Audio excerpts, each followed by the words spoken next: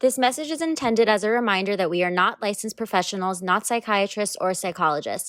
If you have a serious problem, please seek professional help. The National Suicide Hotline is 1-800-273-8255. That's 1-800-273-8255.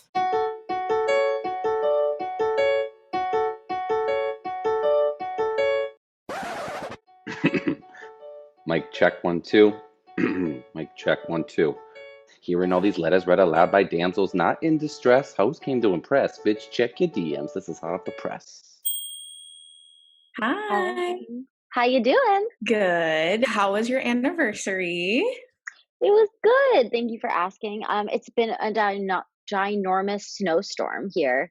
The snow is crazy, but it's been really beautiful and just relaxing. So you had a good idea for our intro today based on our guest.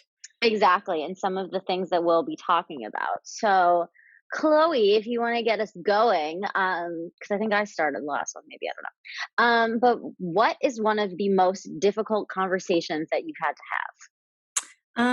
have? Yeah. And I feel like, well, I want to explain too, this somewhat relates to our guest because she's had to have some difficult conversations in her life about her identity and her gender identity with her family and things like that. So that's a little bit of the context behind why we're doing this. And okay, yeah, I was trying to think.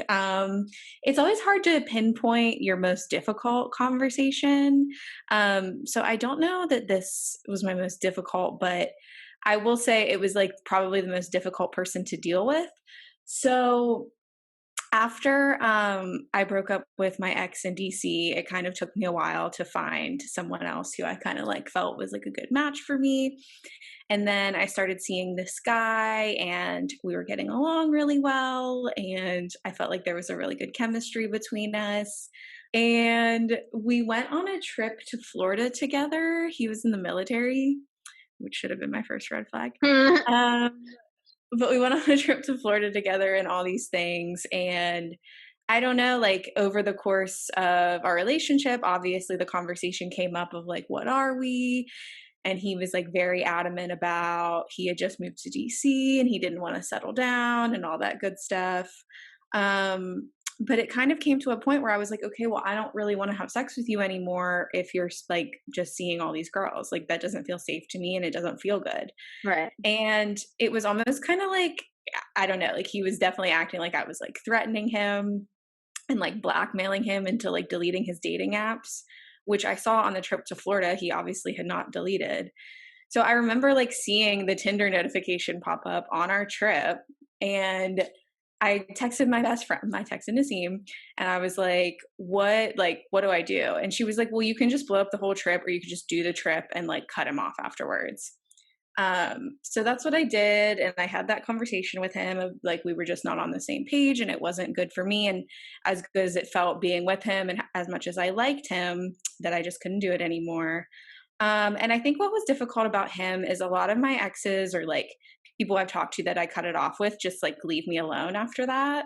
But he didn't. Yeah. I feel like he still like is like the classic fuck boy of keeps trying to like appear back into my life and like, you know, and that was like always really hard for me because I was like, is this him coming back? But it never really was. And I would say it's just like, I don't know if that was the most difficult conversation I've had to have, but like in terms of like dynamic and us being off, it was definitely like the most chaotic, difficult person I've had to deal with. Yeah. Yeah. And I want to acknowledge, like, in us talking about this, we both know that we are white girls and heterosexual and female identifying. And we do understand, like, our privilege that these are the kinds of conversations that have been so difficult for us.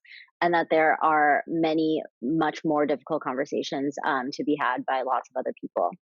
Yes. I think for me, the most difficult, and I kind of want to merge these two because I think sometimes as humans we have a lot of like similar patterns in both our relationships and that even mirror like into our careers. And for me, like the way I was approaching relationships was definitely very similar to the way that I approached career, in terms that I in my relationship before I met Brian, it was like, how do I describe it? Very like possessive kind of. And we just like didn't have the same amount of things going on in our lives. And I felt like I couldn't be independent in the relationship and be like my own human being and not an entity. And there were like some toxic behaviors around that. And then also like with a previous agent that I had, um, saying some things that were very offensive to me and also like were some toxic behaviors. I am just not the best at like saying goodbye to things, even when I'm not being like treated fairly or just enjoying the relationship in general. So these were two of the most difficult conversations that I had to have because they were putting endings on things. And endings are just tough for me. Like it doesn't matter always like how poor the relationship has been. It's just still hard for me to like walk away and I do the like what ifs, like what if this is a huge mistake? Like what if why is this a good idea, blah blah blah. And I think that it is just important for us to like acknowledge when we are repeating behaviors. um and for me, like I always have to be wary about when I'm not saying goodbye to something because I'm afraid of hurting somebody's feelings. um and yeah, I think that like that type of conversation and just like an unwillingness to say goodbye is the most difficult conversation for me. Yeah. And you always bring up a good point that you feel like you don't like confrontation, and I feel like Yeah. I don't either, and that's kind of like a common theme amongst females. Yeah. Because you were saying to me the other day when we were talking about my personal stuff that I need to like stand up for myself, and I don't know, sometimes I avoid those conversations because I don't want to make the other person feel weird, and I'm Yeah. maybe I'm like scared of their reaction too. So I don't know. I guess just some advice for the listeners out there is to just rip 100%. off the band-aid, because I don't know. It's like feel like for me it's worse kind of keeping it in, and that'll eat away at you more than just like confronting the situation. Absolutely. And I think that what I did learn from both of those situations is once you rip off the band-aid, it's really not that bad. Like, Mhm. all of the responses I got to it were totally fine, and they're not something that I think about on a day-to-day anymore. And I think that's honestly like the attitude that, you need to remember when we're going into situations like this, that the thoughts about it before are just thoughts. They're not like what's actually happening. And you need to like regard them as just thoughts because the aftermath will never be as bad as the thoughts that you're having before doing it. So, our guest today has had to have her fair share of difficult conversations. Let's go talk to Sarah. All right, we're so excited to welcome my friend Sarah Afkami to the podcast. Thanks for joining us. Sarah is a screenwriter and comedian. We met via a Zoom comedy class that would originally be in LA, but it was on Zoom for all intensive purposes. And Was that this was really Leslie Kahn? no, but it was another Leslie. It was Leslie Wolf. Same spelling. It So, is. Oh. right? Both It's the Y. EY. Yeah. Yeah. Hmm. I think maybe to like have a class in Hollywood, that's how you have to spell your name. I don't know, maybe do you want to talk about like why you ended up signing up for that? Because I know you kind of already have a comedy background. Yeah, I mean, Leslie and I have known each other for a minute. And I think COVID had just hit. So she was like, you'll spice it up. It'll be fun. And everyone was great. It's amazing how Zoom is actually, it's not so bad for comedy, right? I thought our class was good. I mean, she also forced us to go off of mute to laugh, which I appreciated. And she's like the extra laugher that's like, even if I have like a dud joke, she'd be like, ha ha ha ha. And I'm like, I'm doing it. I'm making it. She's awesome. She's a great, yeah, we should plug her. She's just great for kind of seeing yourself clearly. I think it's always good to do a check-in like that where you're seeing how you're being perceived too, because I think that's like, I think it's just a process, right? Like seeing how you're coming across, how you're presenting to the world. Well, yeah, I think we wanted to get into that a little bit because kind of some of your comedy centered around like a little bit around like gender identity and things like that. So do you want to kind of like talk about your journey with that a little bit and like when you kind of started to question or feel a little bit different? I'd love to. Yeah. I would say like, even as a kid, there was a little bit of, I think because being a girl, you're kind of like, or being, anatomically a chick, toxic, a woman, a female, that you're almost told a little how to be and be less. Like I remember, I think it's like at age 5 or 6, being at my parents' friend's house, and I think I was just like watching TV upstairs, and like I'm sure my legs were just like out, whatever, and like my mom was like, sit like a nice lady, like a nice little girl, like that whole it's so great that we have the language for it now about taking up space, because I think I just accidentally took up a lot of space growing up, and I think the socialization process kind of was beating it out of me. That sounds really depressing, but you know, I think there's a lot of, and then even at times like in middle school and high school, I think I wanted to be like the hero for women. Like in today's language, it would be like maybe I was a simp, you know, because I would like, especially if a girl were like a little shorter than me, and if she had any kind of distress, like I remember like fighting to the death to like prove to a teacher that this cute little girl's like Easter pencil, you know, those like little like the tips, you could like push them up and whatever and like switch the tips. She like lost it. We knew someone had stolen it, and I like became her lawyer to like rescue her. And we like solved the crime and got the pencil back to her. And I remember that feeling of like wanting to be girls' heroes, but I didn't like put language on it because I don't think we really had it at the time, you know? Yeah. And then I guess in middle school, high school, you know, yeah, there was some like chemistry, and then like I had like a sprout of like facial hair, like just like a random intense whatever, but I kind of liked it. Like I didn't want to get rid of it. My parents would like trick me into getting to the laser place. They would like drop me at the laser place and just like leave me there for hours. So there I am with like a little power beard situation going on. And I did have a friend, I won't say her name, but she was like a really cute blonde, very developed for like ninth grade, whatever. And we definitely like it was just crazy that there was so much attraction and like, but I really, it was like Brokeback Mountain, like where like if we did anything at all, always above waist, because I've just perpetually been some sort of germaphobe or something, or just intimacy issues, I guess. But like whatever we would do, like the next day if she tried to bring it up, I'd be like, that was a dream, forget it, that didn't happen. I would just like turn around and like look away and like shut it down. And actually, I feel like I owe her like an amends, because I look back and it was like not appropriate the way I treated her. And then I guess in college, I just kind of, you know, you want to kind of like fit in. Like I, you know, guys would hit on me, and I don't mind dick. I like dick. I'd much prefer I had my own. But like, also like women, I don't know, maybe I was too much for women. Like I was remembering this now that I'm visiting home. I'm sure when you guys visit home too, you're like, you remember things like, yeah, it's such, right? And you're like, whoa, wounds open. But like I had this history teacher. She had I'll just tell you, her name was Dr. Khan. So like, cause it's all me. Like I like thought she was the coolest. We both like liked LBJ more than JFK. We thought like John F. Kennedy was kind of overrated because of his hair. And LBJ actually like passed a lot of good policy.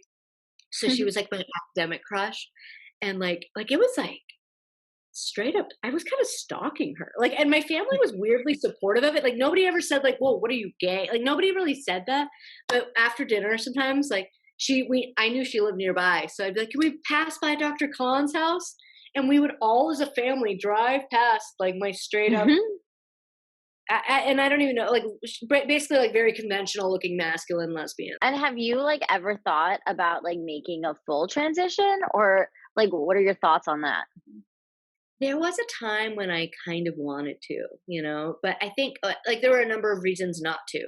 Well, you know, I'm like 5'5", and actually my mom, like whenever I would like, cause I would like open up to my mom about things, and I'd be like, I don't know, I cried to her when I first like went, like, you know, whatever, and the girl that I won't say her name, but I'll just tell you her first name. Her first name was Angela. And so I was like, Mom, I like sucked on Angela's boobs or whatever. I was like crying and ashamed. And she blamed it on America. She said like naturally.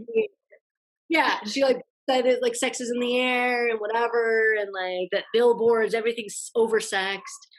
And so I had all this angst, and I like didn't know what to do with it.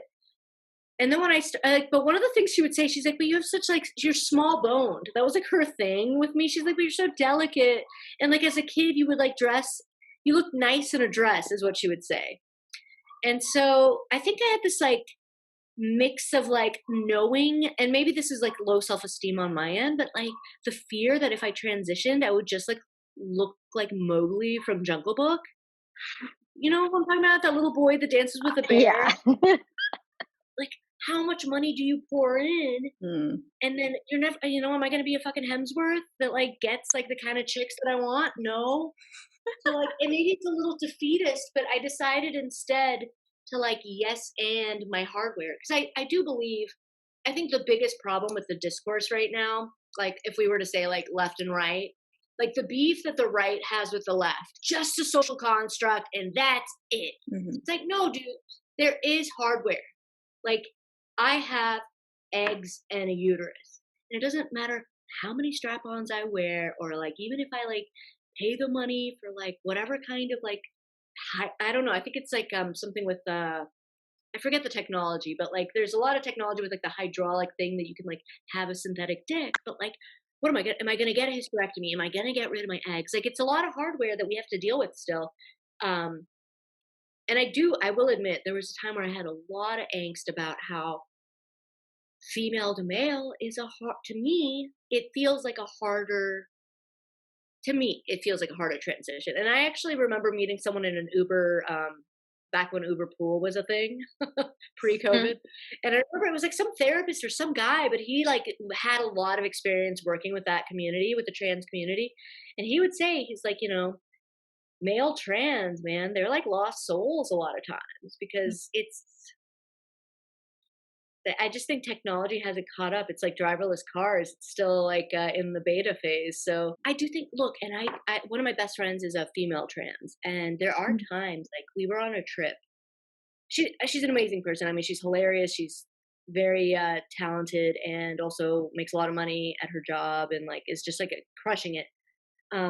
There was a time where we had a misunderstanding. We were on a trip in Big Bear not long ago, and because she would kind of encourage me to take testosterone, she'd be like, try it, and I'm like, I already have anger issues, like I don't know that testosterone is like the answer for me. And then I pointed at my eggs. I was like, plus I would still have this to deal with. So I pointed in the general, and she thought I was talking about my fupa, which was worse because I was PMSing, guys, and I was bloated. We get bloated. Trust me, I know. Yeah, so like I got pretty pissed. I was PMSing, and it was like, okay, these eggs, like I'm not J.K. Rowling. I don't agree with her, but I get that there's this last bit of like this burden that is the female anatomy, that just, we experience death through our bodies every month. The potential for life goes through our bodies. And it's kind of heavy. Like it's like this gravity of like a sand through an hourglass every month until boom, it stops. Yeah. So this like, even when you choose not to engage in like the cycle of life of bringing forth birth, you're just kind of against your will part of that cycle.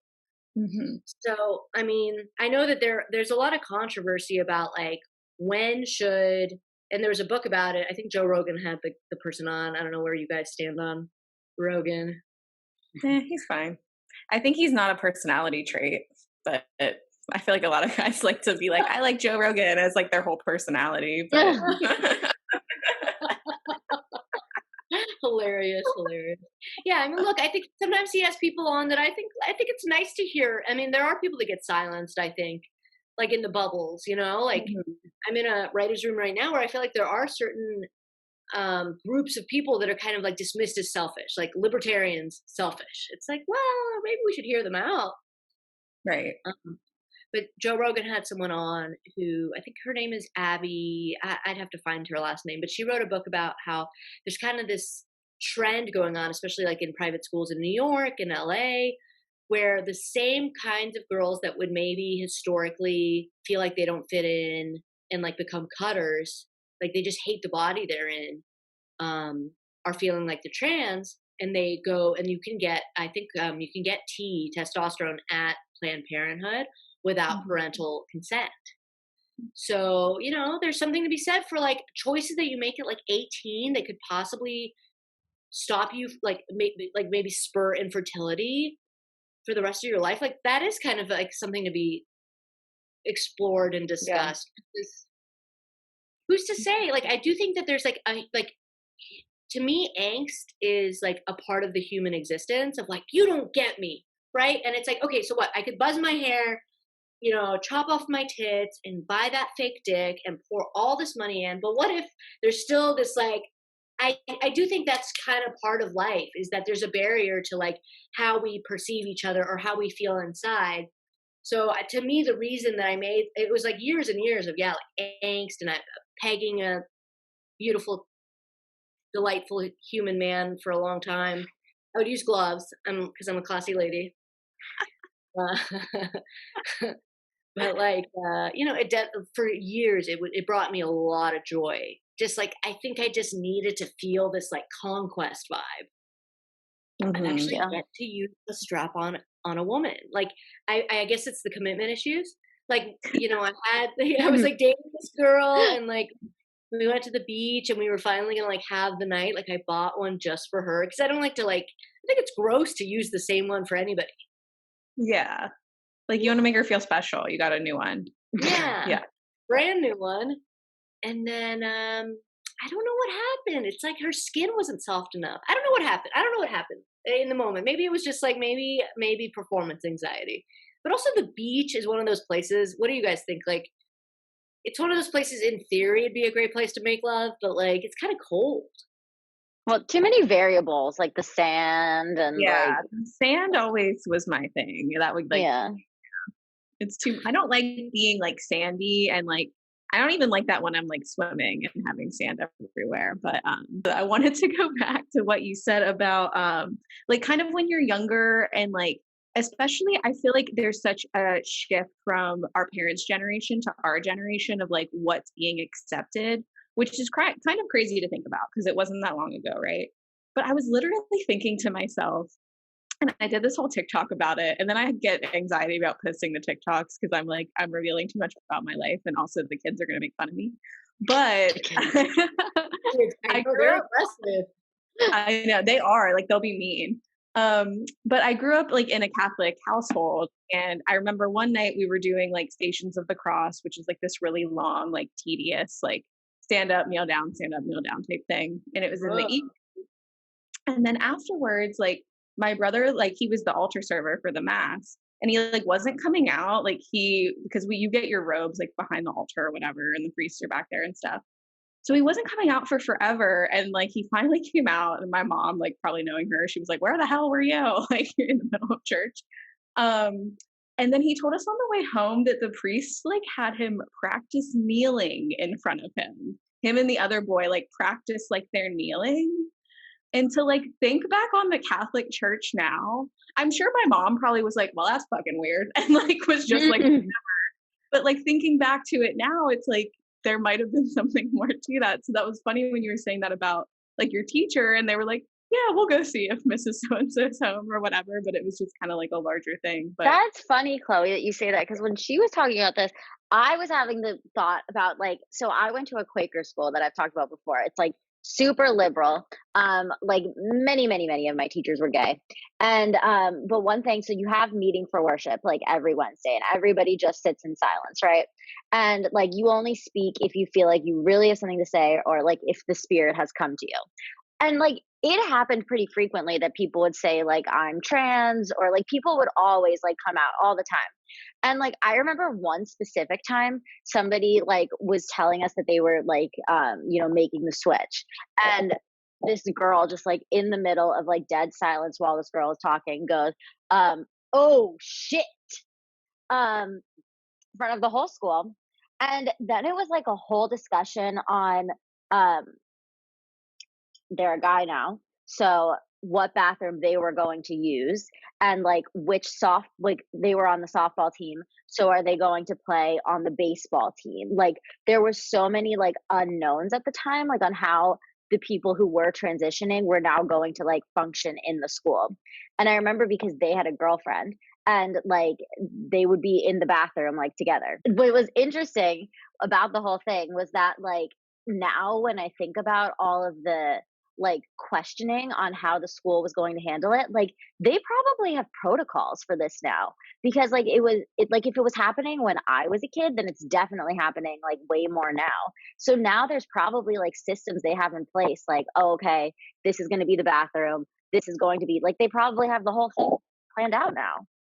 Mm-hmm. Wow. It's so cool how we're evolving. I mean, I do think it's like, yeah, where do you guys stand on it all? Like, as far as, especially bathrooms, like that's such an interesting hot button It's issue. such a hot topic. I think the bathroom thing is so stupid. Like, I don't know why they Mhm. were ever segregated in the first place, like, about any reason. Like, you are just going to the bathroom. I don't know why people feel like uncomfortable with that. Like, first of all, I get pissed when I can't go pee in the male's restroom and like the female restroom has the, huge line out the door. Like I've seen Mhm. girls get kicked out of bars for trying to go pee in the men's restroom. Like people are way too serious about that whole thing. The one thing I will say was that I was pissed that he couldn't play on my softball team anymore because they were phenomenal at playing softball and we really needed them. So Yeah. interesting. Yeah, I mean, if people are touchy about it, I guess like once kids are involved, like in my fake world, I would love a non-binary. Like if we could just all be like purple eunuchs. Like I'm sick of all identity discussions. It's like I get that it has to happen, but it's like when will we all move past it and like see each other as just humans? Right. Yeah, I guess I get the whole separating of the bathroom things when it comes like I can't imagine like a female who has experienced like sexual assault going in and like not feeling comfortable using the bathroom. And maybe that's, part of the reason they were separated to begin with. I'm not really sure. But there should be an option too. I always sneak into the men's bathroom if there's a long line and I've gotten yelled at before and I'm just like, shut up, buddy. I really had to pee. Like I I would really like more like wordage for it though. Like it just yeah. feels like the she and the he thing. Like it's first of all, it's like difficult in trying to switch your vocabulary. Like for me, transitioning from like Latino to Latina to Latinx has been really easy because it's like one thing for everything, you know? Like I feel like it would be easier if we could all just like adapt to like they or like something like that. Or if we were all just it, like we just Yeah, or objectify it each and they. Yeah. Yeah.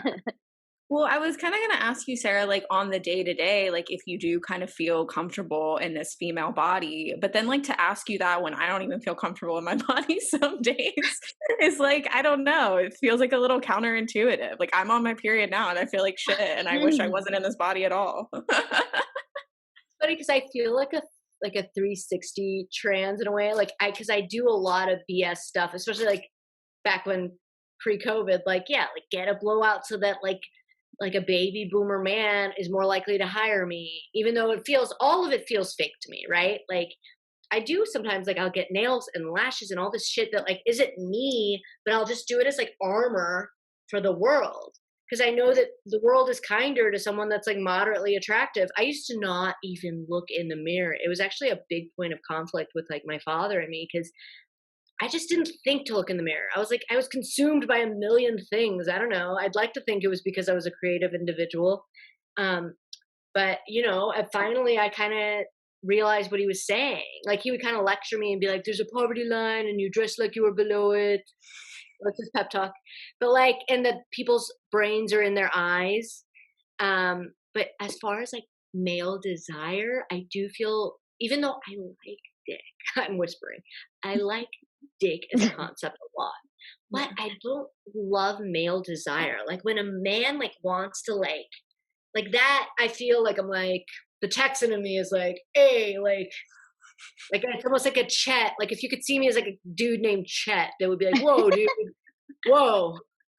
So it is complicated. I mean, I think I lean more toward, I don't know if it's socialization or internalized misogyny or chemistry, but I think that even though I'm pretty bisexual, I would rather settle down with a man. Hmm. But there is that last bit of like, yeah, I don't love like when a guy tries to treat you like his little girl or his little princess. I feel emasculated. All right, yes, let's get into this letter. So it says, Dear Damsels, throughout my life, I've been the shy, quiet type and mostly a follower. I have friends who I love dearly, and they are the quintessential, very feminine, heterosexual group. Never been quite honest with them that I have questioned my gender identity since I was young. They have often made jokes about me being a tomboy, but I don't think they ever questioned whether it went deeper than that. I know society is making leaps and bounds in terms of accepting that gender identity is a spectrum, but why does it still feel so hard to have these conversations with my friends and family? I feel afraid of losing them when I could continue in this limbo state. How do I have these conversations with my loved ones? Sincerely, living in limbo. Love that. Love that. I mean, if I may, just I did a lot of homework. No, thought about it a lot because Aw. I feel like the main like you think like yeah, just let your freak flag fly, and if they don't accept you, cut them out. But I get that it's more complicated than that, and depending on where this person grew up and their experiences, like personally, I did convey my confusion at like a very chaotic, I would say like early 20s, like right after college was probably when I was the most like confused but aggressively figuring it out. And I feel like I made the mistake of spewing that confusion and chaos onto like an aunt that I loved and respected, at a time where she didn't have the capacity, she didn't have the language, she didn't have the understanding, and it just completely I don't want to say destroyed. If anything, she still reaches out to me and is very kind and like tries. But in the moment, like when she was like overwhelmed and was like, "You should go to therapy," I was like, I've kind of hated her since, um, because I think that there is something to be said for finding that community, especially these days with like technology, message boards. We just are so blessed with the internet. I think finding your tribe, even if it's not the same tribe as like your loved ones and the people you grew up with, sometimes finding that tribe that truly understands and can have real empathy is crucial for that self understanding. And then once you're ready, say you're integrating something into your life and it's really important to you, I think get clear on how it's going to affect your life and the relationship before you just bring it onto the table as this litmus test of like, do you care about me?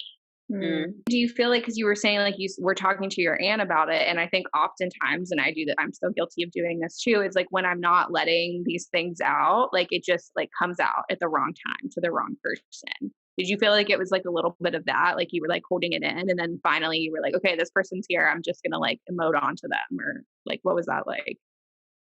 Yeah, or even like grasping at straws of like wanting empathy from someone that just didn't have they just didn't have the tools. Like they don't have it. Mm. You have to meet people where they're at.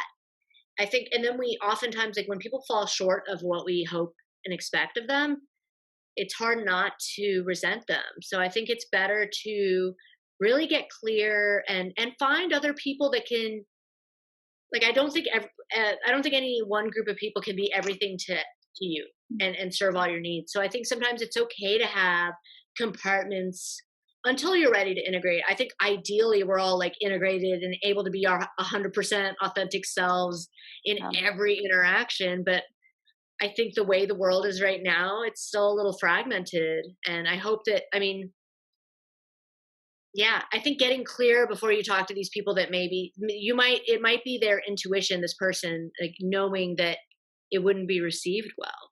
Mm, yeah. And I'm curious, did you have places that you went to like find your tribe, so to speak? Like, would there be places that you'd recommend this person looking to find like people that they can relate to? I would say like the LGBTQ community, yeah, that, and then also actually years ago on a podcast is where I met my trans friend, who really has been like a mentor for me of like, and other people that I've collaborated with. I mean, I think that's what one of the blessings of like the entertainment world is that we people from all walks of life. And one of my favorite people, actually, her name's Remy Casimir. She has a great podcast called How Come. We just had her We on yesterday. interviewed her yesterday. Yeah. Ah, how Yeah. cool! Yeah, we love How her. funny. Yeah. Yeah, she's amazing. She's actually really helped me like come to grips with how I haven't always like I've kind of been in limbo, and like because I do have like kind of part of my community is like Orthodox Jews in LA, so like that's like a group of people that like I don't expect them to ever understand any of it, you know. And she kind of like holds space for my like alter ego whose name is Mendy, and sometimes I'll like wear a wig or like do a fake beard and stuff, and she really encourages it. So I think like really making sure that we latch on to these people and to have compassion for these other people that maybe we grew up with who might not be evolving at the same rapid pace as the rest of us, Yeah, you know? for sure. Well, it's like funny when you were saying that your aunt was like, you need to get therapy or whatever, because I don't know. I think a curse of mine is I ask so many people for advice. Like, even when I know, like, probably what their advice is going to be and it's not going to make me feel good. And then I just feel shitty afterwards. But I remember, like, I think it's funny, like, you're kind of talking about your aunt, like, these different generations, because I was talking to my parents once when I broke up with my ex about how, like, I could literally not stop stalking his social media. Like, it was weird. It was creepy. He barely even posts, but I was like on everything. I was like, and I was trying to explain it to them. I was like, I just have to check it. Like, I have to look at it, pull off the Band-Aid, and then I'm done. And like, coming from a generation that just didn't have social media, they just could not, they were like, what the fuck are you talking about? Like, they just couldn't fathom it. And my mom said those exact words, like, when are you seeing your therapist again? Like, it's just interesting, like, different generations and like what they're used to, and like just some of our problems just aren't going to translate to them. You know what I mean? And regional issues too. Like, I think that if this person, it sounds like they're maybe from the Midwest or the South, but I could be completely generalizing. But like, I feel like this would not be as much of an issue in like a coastal city, Mhm. you know, New York, LA, San Francisco. Yeah. So, like, a lot of the kids I grew up with are like now like saddled. Not, I'm clearly like negative about children, so I'm like, oh, they have a family, yuck. But like, it's so cultural. I wanted to hear more about like what it was like talking about this with your parents and like how they are now about it and like the whole shebang with your parents, because I mean obviously this person's about to have difficult conversations, so I feel like hearing about your experience about that would be helpful. I mean, like, proceed with caution. Unfortunately, at least in my experience, because it's like one minute they seem like I did get this like guy wig, and I was really excited because I was doing some, I don't remember what it was. It was some Jewy thing. It was like after the BLM movement was really like growing, and so this friend of mine named Kosha Dills, Jewish rapper, he asked me to come help with these sketches or something, and I got really excited. I wanted to dress like a rabbi. So I got a male wig. It was actually the last time I was visiting here, like months ago, like right around the summer.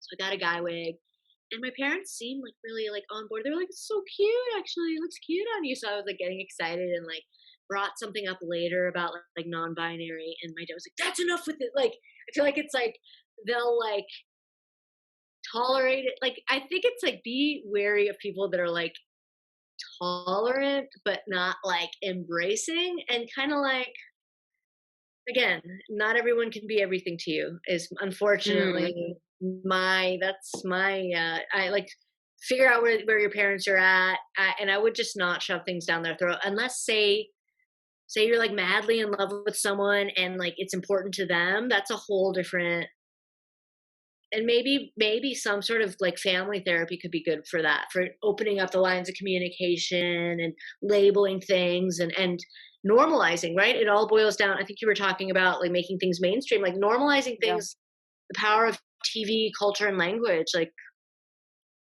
it's crucial. And did you feel like, because are both of your parents Persian? Hmm. Did you feel like with that? I mean, I have my best friend is Persian, and she says like her mom is kind of almost like every day at this point, like, when are you getting married? And always like kind of trying to shove that down her throat. Like, did you feel kind of like those same pressures with that, or like what was that like? Well, fortunately, I feel like I mean, look, between the stalking a lesbian and having my waist up adventures and all that, like, I think, you know, I mean, there is one college boyfriend who looked like Zach Morris from Saved by the Bell, who's still trying, and he like has worked at a bank for like a decade and like is the biggest saver. So there's a little bit of like, oh, he's still after you. Like, there's a little bit of it, but I feel like I came out of the gates fucking weird. So like they're okay. They're okay on that front. Thank God. Like, do your parents take in your like career at all? Like, do they have any thoughts on what you're putting into the world regarding everything? I do think there's like, see, I would say I probably hold back a little. Like, I've talked about a ghost stick. I don't know if that's on Spotify. Like, the good thing is I kind of bank on them not being so technologically, like, they're great, but like they're not like listening to podcasts and like subscribing. Yeah. Or like, yeah, I don't think like on like they don't have Spotify on their phones, thank God, because I think I have some comedy special on there or like on Pluto. Like it's definitely a process. Like I think that I'd like to think if I were a little more like look at like I helped punch up some stuff for Chelsea Handler, and it's like she is not concerned about anyone in her family what they think. Like and she never was. Like she put out, if you guys recall, I didn't really know this, but like she passed around a tape with like a sex tape in between her comedy set as like a joke, but it was a real sex tape. So I feel like if anything, we need to shed all like, have you heard this quote? It's like, to make great art, you have to pretend like everyone you love is dead. I like that though. I mean, Yeah. yeah. So I feel that with, like I just said, like literally like even putting out a TikTok for like my 2 followers, like I'm still just like, is this too much? Like, is this oversharing? And yeah, I don't know. My dad just learned how to use Facebook, obviously not very well. So he's out there on Facebook, but I'm about to delete my Facebook anyway. She's been saying that for months though. When you took the comedy class, because we talked a little bit about like how people see you at like versus how you want to be seen and all of that sort of thing. Like, did it get to you at all? Like what people were saying to you, like as stereotypes or about like how you come off? No, not at all. Actually, everyone, well, that, especially Leslie's class is like, I think at the time, like, look, we were talking, she and I were talking, and she asked if I would do it as like, just to keep it lively and whatever. Like, so I came in as like kind of like a, I don't know, I'd like to say a TA-ish, but not Okay, TA, yeah. but like but everyone was really encouraging and nice. And I feel like, no, everyone was really encouraging. Yeah, I don't think anyone, sorry, is that like the not exciting answer? I'll put some tea into that. I do feel like there was one girl and she only came to the first session and I don't remember her name because I felt like she in the first class like really went through and ripped into people. Really? But then like she never came back. She didn't come back the second class. Yeah, was she hard on both of us or what happened? I forget what she said. But she said something to me that didn't sit right, but whatever. You could tell me that, like, I don't know, I look tired today and I'd be like, they were being mean to me. Yeah, I don't remember. She just said something that, like, was like a harsher criticism to everyone, like, than like the rest of the people. Like, I feel like her thing was like, I'm gonna like criticize you, even though like I don't even remember what her little shtick was, but yeah. Maybe that's why she had to just be a CUNT, right? Yeah. Maybe Leslie kicked her out. I don't know. But no, everyone was really great in that class. And it was like nice too. I remember that was like in the beginning of quarantine when we all had like hope. Yeah. And I think it was okay to drink more because we were like, well, it's only for a little bit. So we can like drink and like happy hour can start right at 5.